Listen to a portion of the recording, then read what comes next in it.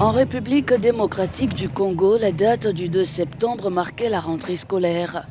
Dans le Nord Kivu, cette reprise s'est transformée en illusion pour la majorité des enfants vivant dans les camps de déplacés. La région, connue comme théâtre de combats incessants entre l'armée congolaise et les rebelles du M23, voit chaque année des milliers d'enfants privés d'un avenir éducatif. Fuyant les combats, ces familles ont tout laissé derrière elles, y compris l'espoir d'une éducation pour leurs enfants.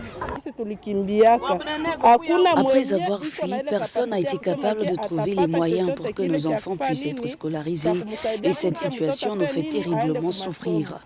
Nous ressentons beaucoup de regrets car nos enfants ne pourront pas encore aller à l'école cette année, tout comme l'année dernière. Cela nous fait énormément de peine. À Goma, le marché est bondé, mais il y a peu d'acheteurs. Les parents sont confrontés à une situation économique extrêmement difficile.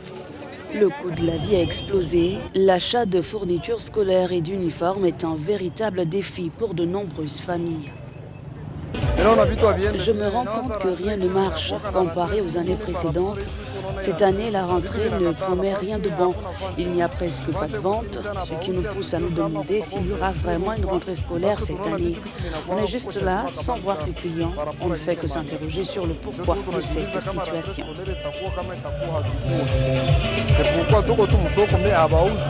Pour ce premier jour de la rentrée, les écoles n'ont pas fait salle comble. Plusieurs élèves étaient absents, comme dans cet établissement. Les raisons sont diverses, selon cet enseignant. À part la guerre, il y a d'autres qui causent à ce que les enfants n'étudient pas. Par exemple, chômage de certains parents. Vous savez qu'il y a beaucoup de ces parents qui travaillent au niveau des territoires là occupés par la guerre et tous ces parents-là ne travaillent pas. Au Nord Kivu, la rentrée scolaire est un symbole d'espoir brisé pour des milliers d'enfants. L'avenir de ces enfants est incertain et la promesse du président Félix Tshisekedi sur la gratuité de l'école primaire semble s'éloigner de jour en jour.